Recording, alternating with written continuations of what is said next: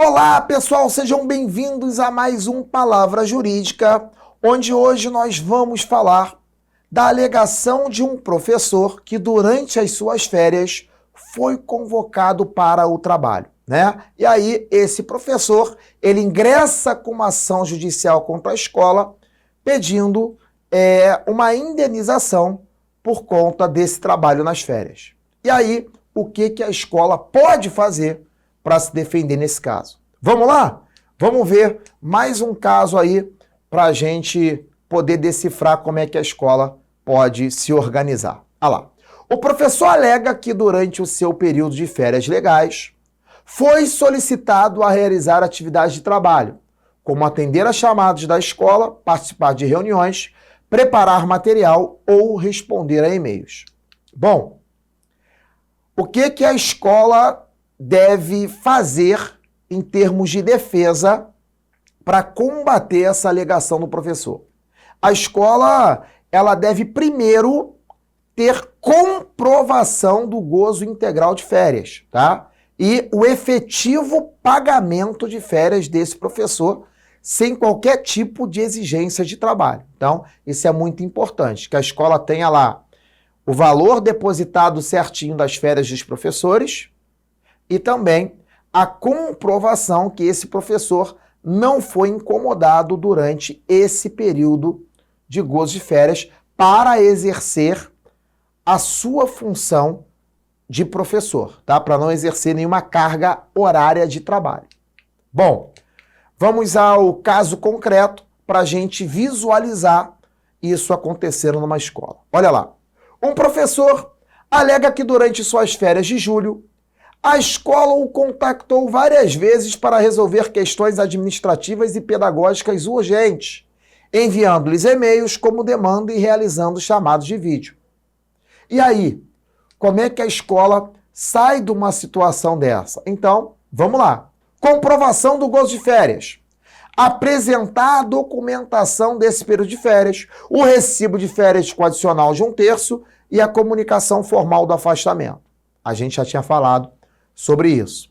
Depois, enfatizar que a política interna da escola proíbe expressamente qualquer solicitação ou realização de trabalho durante as férias. Qualquer contato deve ser demonstrado como sendo informal, que não tenha relacionamento com demanda de trabalho, ou que o professor agiu por conta própria sem a solicitação da escola. Por exemplo, o professor estava de férias, passou lá na escola, fala aí, pessoal, tudo bem? Estão fazendo o quê? Ah, estamos organizando aqui para o próximo semestre. Pô, eu ajudo, né? Então, quer minha ajuda? Mesmo ele falando que ele quer ajuda, né? Você, como gestor, não poderia permitir essa ajuda do professor, mas ter a comprovação de que partiu dele já ameniza bastante esse problema para a escola num processo judicial, tá bom? Uma outra coisa que a gente deve afastar, né, é o nexo causal. O que é isso? Argumentar que a mera exigência de contato, seja e-mail, seja mensagem, né, não comprova a prestação de serviços efetivo. É preciso demonstrar que houve uma ordem de serviço e uma atividade laboral realizada. Se o professor recebeu e-mails, mas não havia obrigação de resposta e execução, a alegação de trabalho não vai se sustentar. Como assim?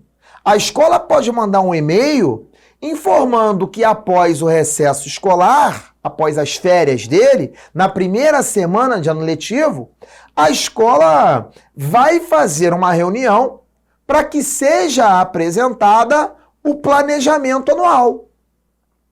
E esse professor, ao receber esse e-mail, ficou empolgado e falou, não, perfeito, eu já até estava fazendo aqui, preparei tudo, estou te mandando. Encaminhou todo o planejamento anual no meio das férias dele. Mas espera aí, a escola não solicitou que ele encaminhasse. A escola deixou claro no e-mail de que iria fazer uma reunião para isso. Ele que se antecipou. Então, não foi a escola que deu causa a esse trabalho realizado por ele. Não há um nexo causal aí para configurar que esse professor laborou durante as férias, tá? Então, é muito importante a escola bater nessa tecla, ter esses comunicados, esses e-mails, essas mensagens todas armazenadas, que vai ser importante para aquele advogado que presta serviços de honorários aí para vocês, tá bom? Bem, a escola deve estabelecer regras claras para casos excepcionais. O que é isso? Se em casos raríssimos e emergenciais houve contato, a escola deve demonstrar que o professor ele não foi compelido a trabalhar e que qualquer eventual atividade ela foi compensada ou remunerada adequadamente. Ou que o contato era meramente informativo e não implicava em exigências de trabalho pelo professor. Tudo bem? Com isso, a gente termina mais um Palavra Jurídica. Fiquem com Deus e até a próxima.